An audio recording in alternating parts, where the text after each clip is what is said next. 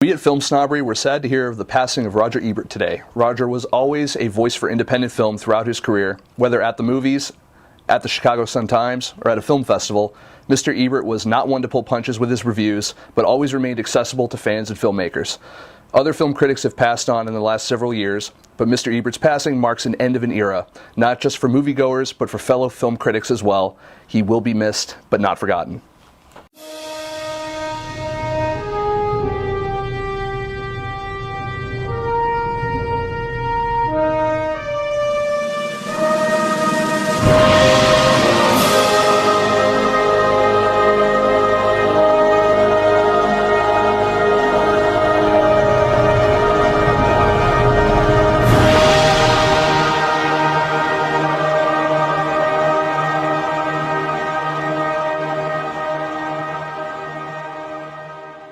Good evening, everyone. Welcome to FilmSnobbery Live. I'm your host, Nick Baisley, and I have a fantastic show lined up for everyone. We've got a lot to talk about, and I'm excited. I love talking to filmmakers, obviously. I love talking to actors and actresses. Sometimes I really enjoy talking to people who are just one step outside of that, though. A little outside of the creative, a little more into the business side. And today we've got a great guest to talk to about that. We're going to talk about digital distribution with Fandor's own Liz Ogilvie.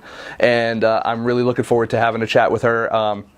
We were on a panel recently, a panel discussion about digital distribution over at the Idlewild Film Festival, where we finally met in person, although I still felt like we had met somewhere before.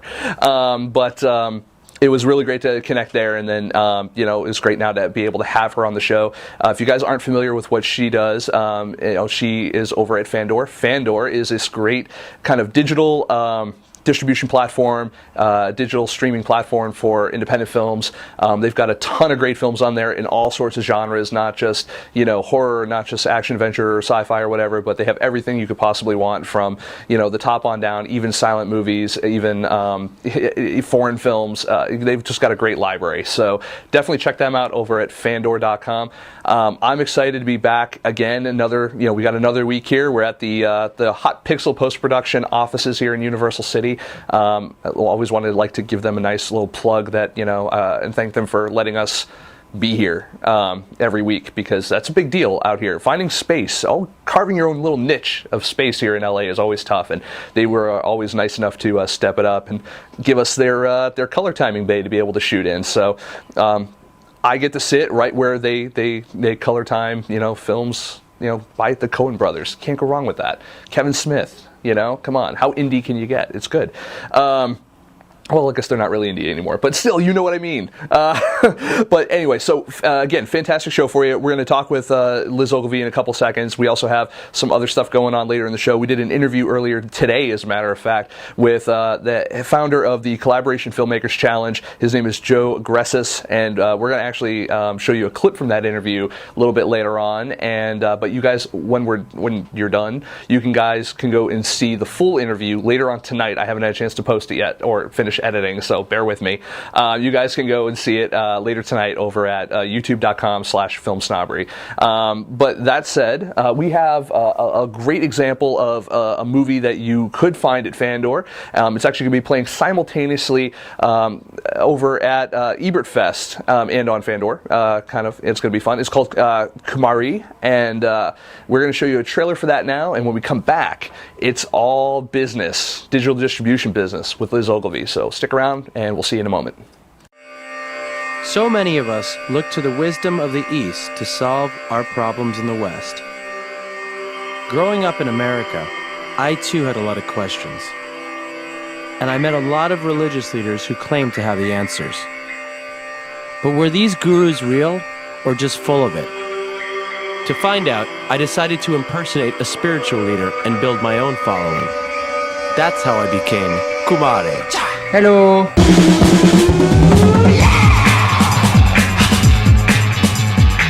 If you act like a guru, then you can become a guru, no?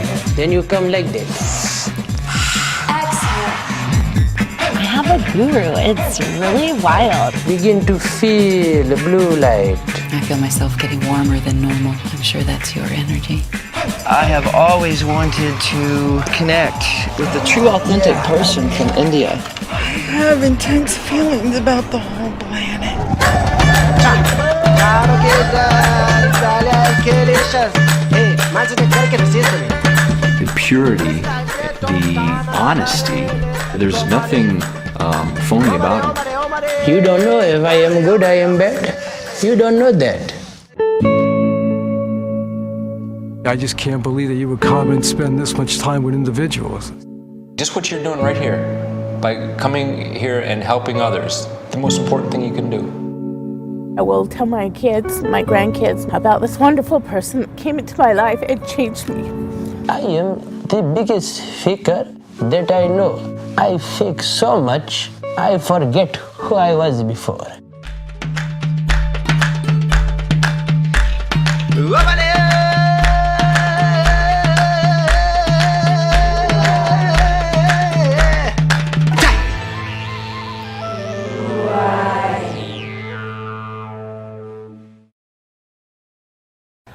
Hey everyone, we're back, and I'm here with Liz Ogilvie. Hi. Hi, I'm so happy to be here. I'm just happy to have someone who doesn't have my accent sitting next to me. Did you gather? Yes, absolutely. So, all right, Fandor. How did you heard me describing it earlier. How did I do? You did a really good job, and I really appreciate that. Yeah, you made my job so much easier by describing it so well, so thank you for that. Now, you're welcome. How did you get involved with Fandor? Well, I actually have known about Fandor for the past couple of years when they launched at South by Southwest in 2011. But I've actually known Jonathan Marlowe, who's one of the founders, from my days back when I worked at New Video, and we would sort of meet each other at festivals like Toronto, Sundance, and at that time when I was at New Video, I was running the label for Doctorama Films, and Jonathan was working at Amazon and then Green Scene. So we just really, became sort of friends there because of his interest in film, and he's got exceptionally good taste. And we just sort of, have kept in touch over the years. Fantastic. So you go to a lot of different festivals. I mean, we met at a festival, and you've been around in the industry for a little while now. Mm-hmm. So the question is that what, in terms of digital distribution, what are people doing wrong? Oh, what? That's what I want to know what they're doing wrong. I'm not sure people are doing anything wrong. You mean the digital distributors or the filmmakers? That's a very good question. Let's address both. Let's talk about the distributors first, because there's tons of them out there, mm-hmm. and they're on all different shapes and sizes at this point. I mean, some of them are now just doing it as, well, you can just distribute your own movie through our player. Some of them are, like Fandor is more of a streaming catalog service, like a not similar to, but in reference to like a Netflix or something like that, or a Hulu. And then, or even more on par like a IndieFlix or IndiePix. So, you have those, and then you have, others that are just like VOD, like mm-hmm. you have like, Gravitas Ventures mm-hmm. that are just like VOD digital, some that kind of distribution. Or you have aggregators like Distribber or whatever. There's tons of them out there. Absolutely. What are they all doing wrong? Well, I mean, that is a hard question to ask, but I think the problem is a lot of the distributors are dealing with volume. Mm-hmm. So there's a lot of volume, and therefore trying to keep up with marketing of these films is really, really hard. And then also for the fans or the movie watchers who are actually going to those destinations, it's really hard to find films that you really want to see. Right. So I think certainly from personally, when you're on certain platforms and you're looking for something, it's just there's no tools or ways to actually discover films. And that is the beauty of Fandor, because not only are there remarkable tools through social media, through we have something called Spotlight, where every couple of weeks we come up with a genre. And for example, last week, and I mentioned this to you earlier, we did a 70s cult exploitation spotlight, where we have many films on that genre in our library. Who would have thought? Yeah, Quentin, are you listening, Mr. Tarantino? What we do is, like, we really, as a company, want to discover films. We want, from the 3,000 films that are now in our library, I mean, that's a lot of films. That's a lot of films. So being able to be mindful of our content partners, the Kino Lorbers of this world. Thank you to the clip from Kumare, Zeitgeist Films, Cinema Guild, just to name a few. We really want to be able to have our subscribers coming and find the great films that we've curated from all the films, because we actually have access to about 20,000 films. But we go through, all of the ones that either are hard to find, hidden gems. We love shorts, we love foreign language films, and just to really market them in such a way where our subscribers can find all the films in the library. So I think it's marketing is an answer to your question, and then also really sort of finding ways to delve deep into their libraries is what a lot of distributors are doing wrong. And one thing you kind of brought up there that I'd like to touch upon is curation. Yeah. There's a lot of films and a lot of filmmakers out there that are making things and that are looking for that home for their movie. Do you guys err more on the side of like pick and choose of things that, like you say, you find at film festivals or whatever, or is it a come one come all type of situation? Is it how does Fandor kind of keep out the I don't want to call it the dreck, because every movie kind of does have something to offer, and everyone has every right to make a movie, but let's be honest, not every movie is great. I mean, and I say that as a film critic, being that I have to look at a lot of them. Of course. And so there's a reason why distribution exists and why some movies do better than others. Well, we work with really great content partners, as I said, that have already gone through an acquisition process, like the Zeitgeist Films of the world, Kino Lorber. So they've already found films that they felt were worthy for a theatrical distribution, old school, or whatever way that they've already acquired the film based on the genre or the subject, or just the fact that it's a well-known filmmaker. Right. One of the things that we look at Fandor is we want films that are thought-provoking, extremely well made. I mean, it sort of runs the gamut, but essentially for the curation processes from a group of folks at Fandor that we all love film, and we will pick something that's very well made, or it's just a great story. And that actually dovetails really well into our first question. And that, as I say this, anyone who's watching tonight, I want to make sure you guys know, please submit your questions in through either Twitter, Facebook, or our chat room, and we may, if we have time, answer those questions, ask and get those questions answered. So the first one actually comes from Nick Baisley fan, who was actually with us last week as well. And so I want to say hello. Sorry I didn't get a chance to say thank you in the credits. It was just kind of an off the top of my head type of thing, because I know that would come up, because I got slammed for it at the end of the show last week. So all right. So Nick Baisley fan says, "Hey Nick, hi. Please ask Liz, out of all the films you have distributed, of which are you most proud?" That is a great question. I would say there are many films in the Fandor library that we are very proud of. But I think just recently Five Broken Cameras was a documentary film that was an Academy Award film that was foreign language, kind of a tough story. We really championed that film, and I think we were proud of that because we were able to put it onto Fandor, and the fact that many people wouldn't necessarily have seen that film unless it had been on Fandor. So I think that's for me personally, that's one of the films that I'm very proud of.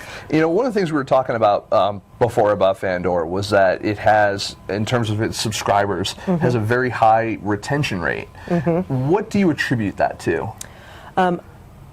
I believe it's the tools that I talked about, the social media components where you can recommend films, you can share 60 seconds of a film with your friends, and also the fact that you can find films really easily. So for example, and you touched on this a little bit earlier, if you happen to be really into a specific genre, we make it very, very easy for you to go from genre to genre, because we also have an editorial component, which is really cool aspect of Fandor called Keyframe. So not only do you get you're able to sort of search our library very easily, with Keyframe there's an editorial component where there's some of the top journalists in the country and also abroad write for Keyframe. It's up to the minute. It talks about, it ties in content from the library into current festivals, into news. So it's a sense, again, it speaks to that sense of discovery. Right. If you love independent film, we make it our job to make it easy for you to find the films that you wouldn't necessarily find. Fantastic. Now, all right, so let's go back to the other question before, the other half of that question. We know what film distributors for digital distribution are kind of doing wrong, or what they could do better in terms of marketing and stuff like that. What do the filmmakers need to do? Well, what are they doing wrong? You know, I think because I have a lot of opinions on this too. I'm sure you do, but I think I have never wanted to be a filmmaker. I love working with filmmakers. I take my hat off to them every day because I think it takes an incredibly talented person to be able to navigate the murky waters or the maze that film distribution is. And I think right now it's a particularly difficult time for filmmakers because there's, the way of the theatrical is sort of going, is going askew. There's like self-distribution, there's digital distribution, there's like, oh my goodness, and broadcasters are the pool of broadcasters is getting smaller and smaller. So what do filmmakers do? And I think filmmakers, I think they fall into two different camps. You've got the sort of savvy filmmaker who's like going, you know what, I'm going to embrace digital distribution and I'm going to do whatever I can to get my film out. But then you've got the sort of old school filmmaker that's going, I've done the more traditional way and I'm not quite sure what I need to be doing. I think filmmakers do have to embrace the new technology. I really, really do. They have to embrace social media, they have to embrace digital distribution because, and I think filmmakers have to realize that it doesn't have to be, your film doesn't have to be in one place, and it doesn't have to follow the traditional release where you do your theatrical, you do your broadcast, you do your educational. There's no windows. Your windows and windows. Yeah. Windowing can just be down in one day, which is day and date. Yep. And I think filmmakers should embrace that, and because they feel that perhaps going digital will cannibalize their theatrical. It's all about the audience, and I think once filmmakers realize that, it's then they can accept the fact that it's sort of a brave new world out there. No, it's all about how people choose to consume their media, and it's like I don't have a television at home. I have a computer, but I have a Roku, and I have my computers as well. So it's like, okay, I want, but if it's great for most things, but if I want to watch Game of Thrones, my options are limited, and we all know what some of those options are. HBO Go. So it can just be very frustrating, to if I want to watch Doctor Who, I want to watch Game of Thrones or some other, fun geeky show that I enjoy. But there are some that do really well. I mean, House of Cards is a brand new example of, something that said, like, we're going to make as much available as possible to you on this platform. Now, given Netflix is releasing it on their platform because it's a Netflix production, but it's, but that got a lot of attention. And I see a lot of other distributors, both in the film world and the web series world, starting to get into that. Like, you notice Blip TV is one of those that is starting to scale back from their actual distribution platform. And I've heard it's because they want to start focusing on original content, branded content. And YouTube is another excellent example of that as well. Like, obviously, we'll have all the cat videos in the world, but we also have these vertical channels that, YouTube is dumping millions of dollars into. Are these also examples of some of the things that filmmakers should be looking at for finding their stuff? And should they also be finding it, I'd say, in early stages when they're producing the film? Or do you think that this is more of the distribution side when the film is done and out there? Well, I think it also depends where the filmmakers really want their films to live, because there are certain films that do lend themselves to almost like the transmedia model, where along with the film they have a webinar that happens, or a web series, or they have spin-offs with games or whatever. But I think ultimately, the filmmaker has to make that decision. Right. But I feel that definitely the producers that we're working with that can just keep abreast of kind of what's happening out there, and as far as promoting the film and building that audience early on has to happen as early as possible, because when you look at the power of social media, it can help in so many ways, and a filmmaker doesn't necessarily have to be able to do that themselves, but if they have a busy bee in their office that can do that and can be really sort of savvy in that regard, you could be going into a film festival or not a film festival. It could be a screening with a a particular group or organization where you already have a following of X amount of people that you've garnered through the making of your film. So I think, filmmakers again have to sort of just embrace the technology side and social media, because that's really going to help push the film out to markets that you wouldn't necessarily think about maybe even a few years ago. I find a lot of it is just it's a combination of education and taking responsibility for your own film. I find that a lot of filmmakers that I talk to have a kind of almost build it, and if you build it, they will come type of mentality, and they tend to become very disenfranchised with the process after the fact, when they realize, oh, we've made the movie, we've done the festival circuit, and now nothing has happened. Right. And then they go in, they either get desperate and say, well, okay, well, we're going to now crowdfund something for the the distribution of our film, or they say we're going to just give it away for free, which is a good segue into my next question by Mr. John Hoff 3. Hello, John. Ask Liz, he's so demanding, what are the pros and cons to distributing films for free? From the filmmaker's point of view or from the distributor's point of view? This is another good question. Let's start with what you know best in the distributor's point of view. Well, I think it's sort of the goals of what you're wanting to achieve from the film. If you are distributing a film for free, there has to be an upside. Is it the case that you're wanting to raise awareness for another project? Do you have investors that you're beholden to, where you have to pay them back?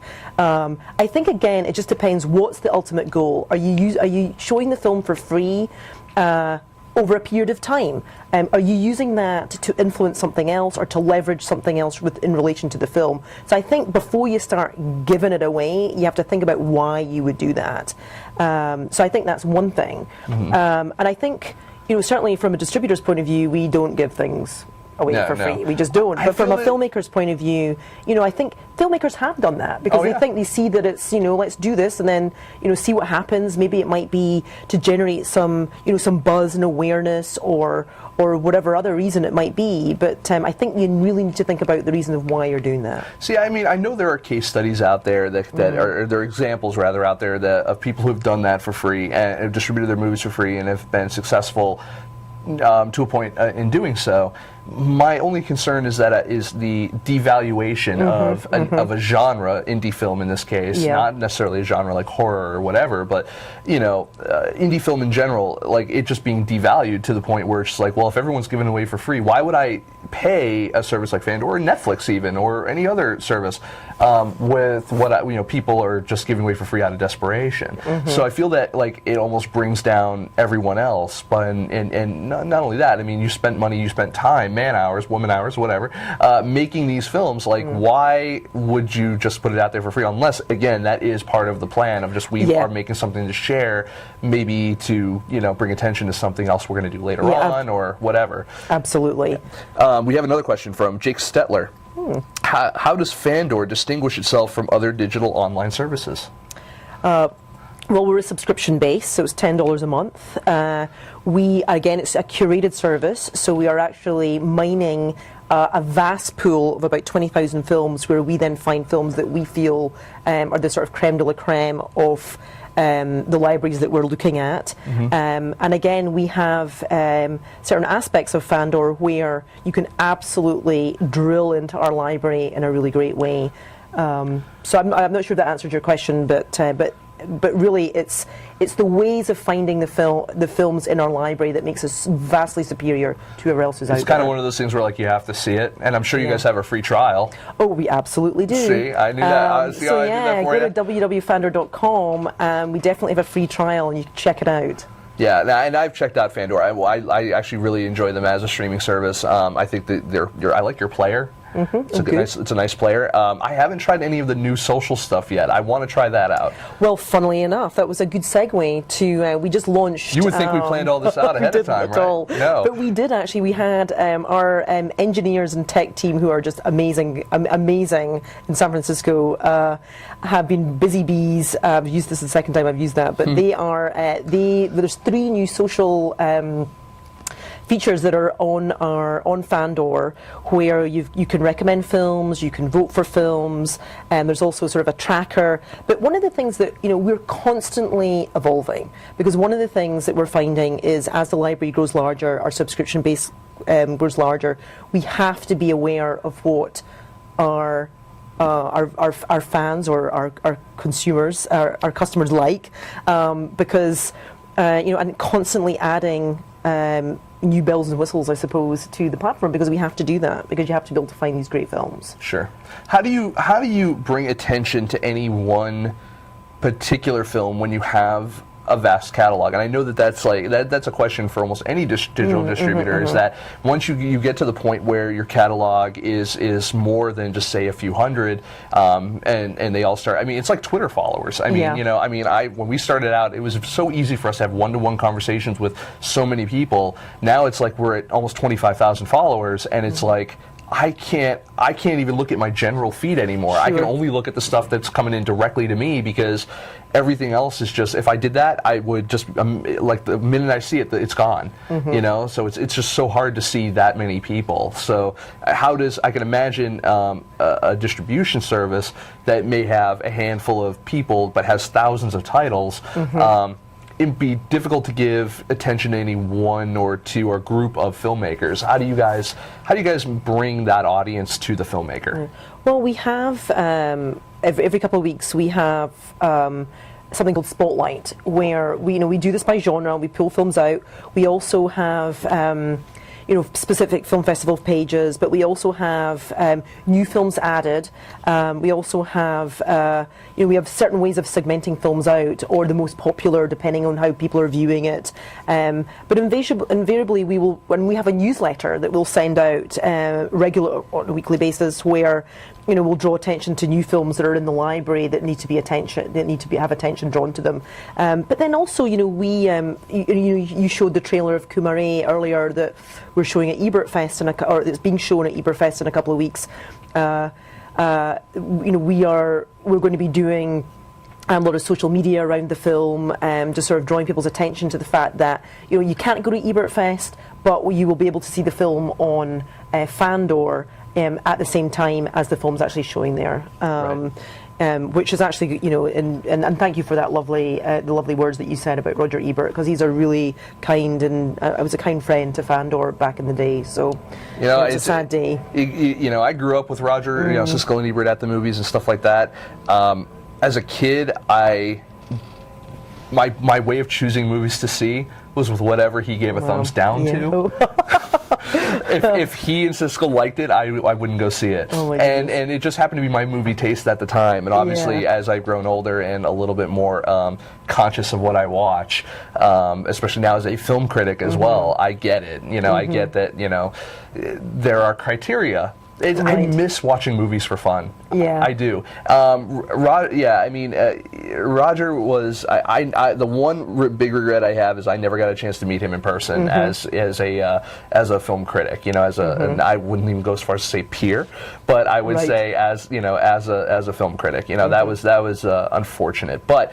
Obviously he's dealt with those problems of cancer and all that kind of stuff. So if he's in a better place and not going through that, absolutely. Hopefully that's good. But Ebert Fest, yes, I find that will be a really nice way to pay homage to him and what he's done, because most of the movies we were talking earlier were selected by him. He was the programmer. Yep. I'd like to see that continue if possible. I mean, obviously not by him, but by other curated things kind of to his taste. Right. So, I think that would be kind of fun. I think that would be fun, and I think it's a good way for not only people in the industry to deal with, to honor what he's brought to the table, but I think also a lot of the fans that he's gotten over the years. I completely agree. Yeah, being able for them to come to and just kind of have that, not a dour in memoriam, but a celebration of film, because that's what he was about. So yeah. Completely agree. See, yeah, now that we've addressed it, no, it's tough. You know, I mean, you literally have something like that happen today, and then it's like, okay, now I have to go to Ebert Fest in a couple of weeks. You know, but I feel that, you know, we're going as a company because he was so kind to us earlier on, and our CEO Dan Aronson, you know, really sort of had a meeting of the minds, I suppose, when he met him, and it was just one of the things that Roger has an unbelievable taste in certain films, depending on, you know, his taste at that time or whatever. But we're going to go, and we are just going to honour being there. We're going to have a really good time and watch some really fabulous films that he programmed. Fantastic. And now, I'm going to switch gears just briefly, and I want to ask, you know, for people who don't know you, you've been in the industry in various ways, a lot over the years. B-side and was it Crowdstarter, and some other stuff. Obviously, there are these different, different companies along the way, and companies come, companies go. Absolutely. We all know this. My question is, what is the biggest lesson you've learned as almost a serial entrepreneur at this point? Or as, you know, someone who's worked in and around the industry, you know, but just as a businesswoman, what's the most important thing you've learned, kind of, you know, as you've made and you've grown, going from company to company, or as you've created something, and whether it was accepted or not by its audience, or however it was? What would you say the biggest lesson you've learned has been?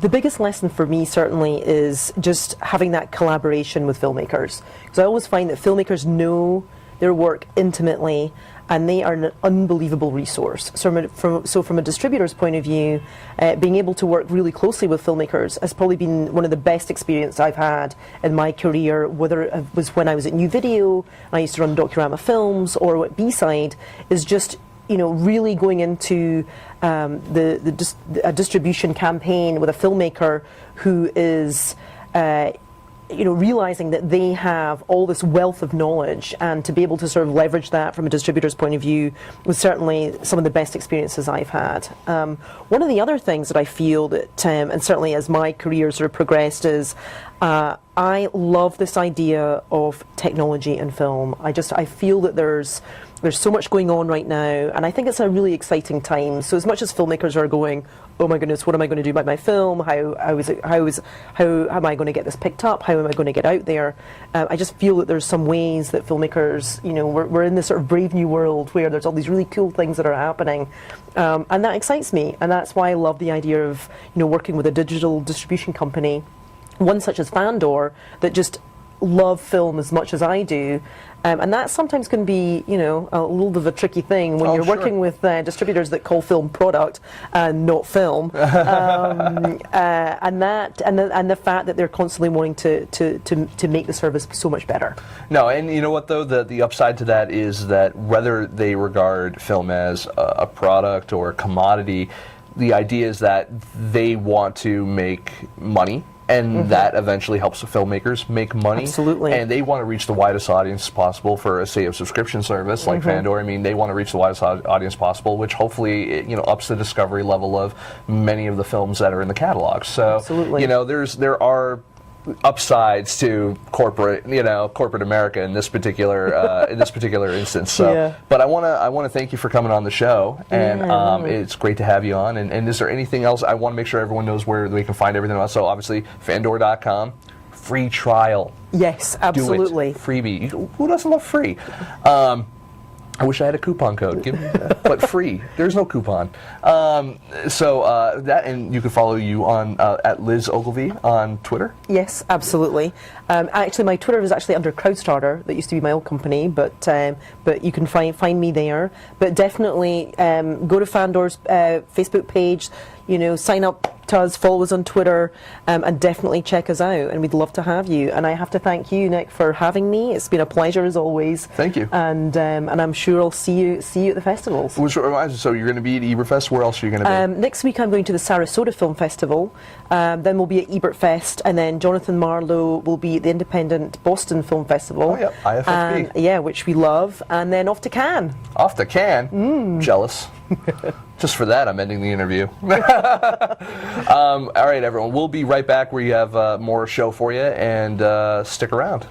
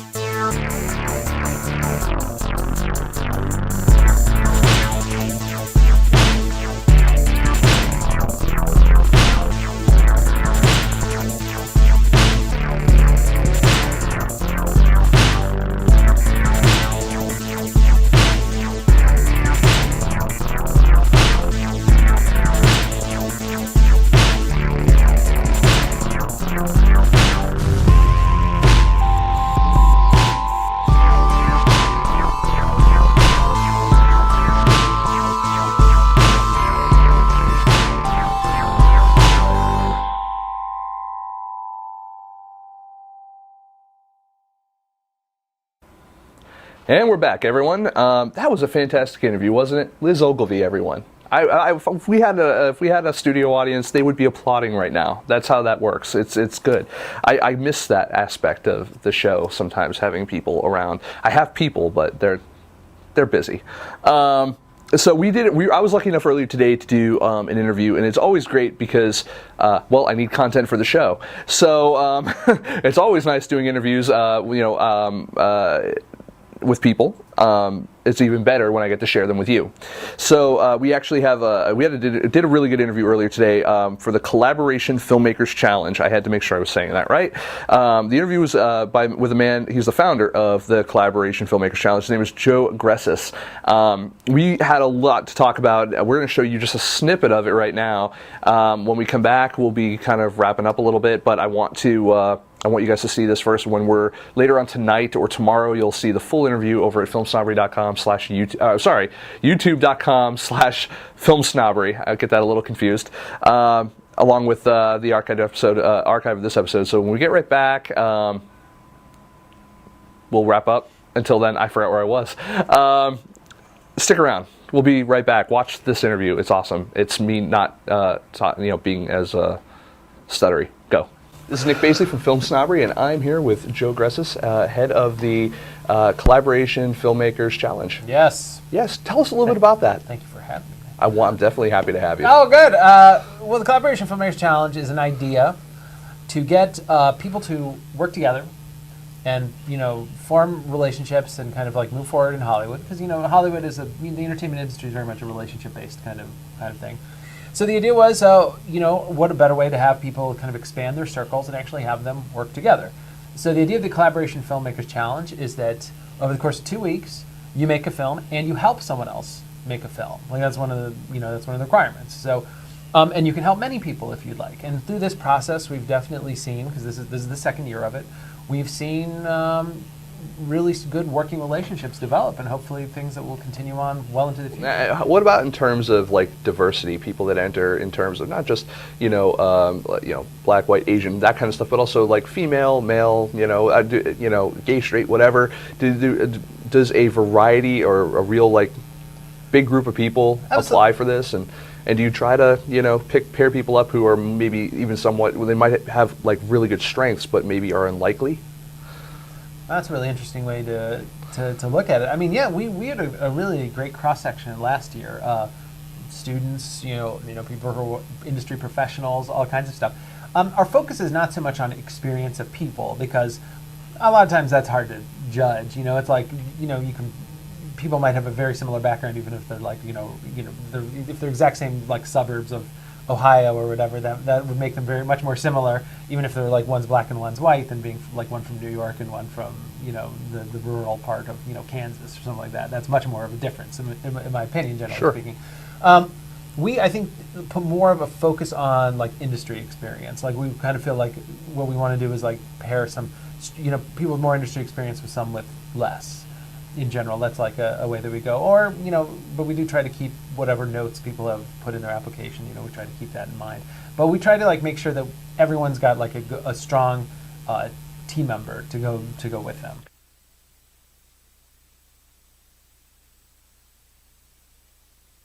Hey everyone, that's going to do it for this episode of Film Snobbery Live. I'm actually really excited that we got through this episode because I'm always fretting at every show we do. It's always frantic. Like, did I tweet enough? Did I do enough Facebooking? Do I have all my graphics? Do I have everything?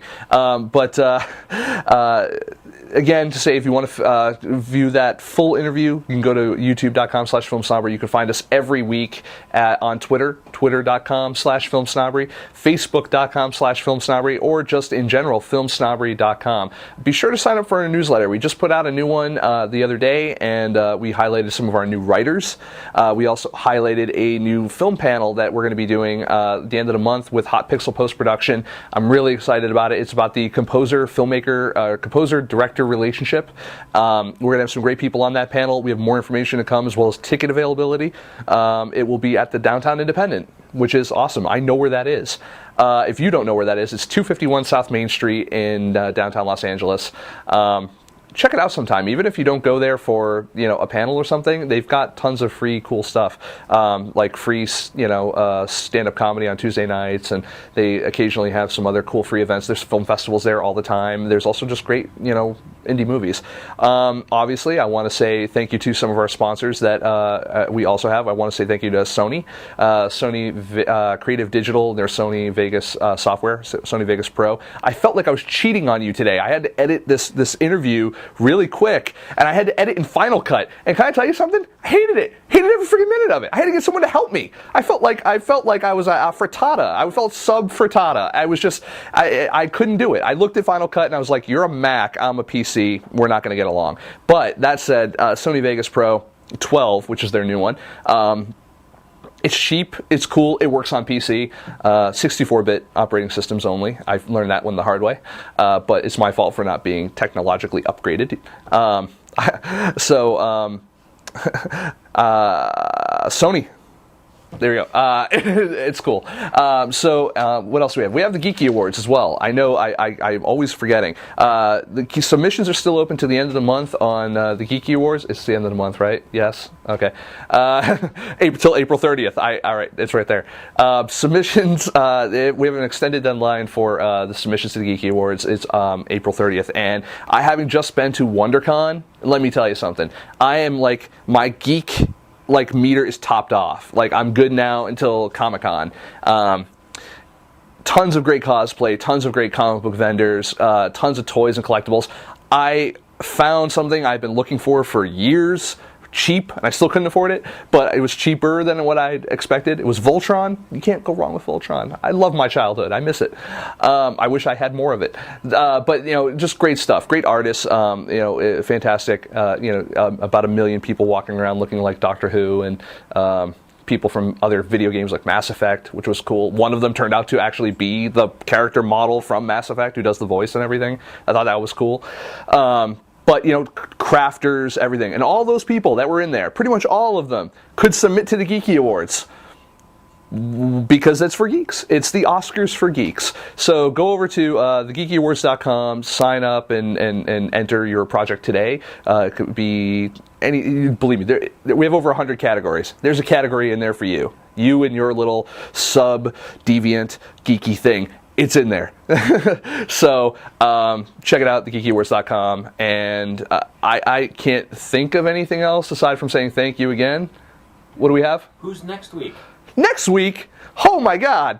That's right. We have another guest. We do these shows every week, don't we? And oh my God, we actually are almost on our 100th show.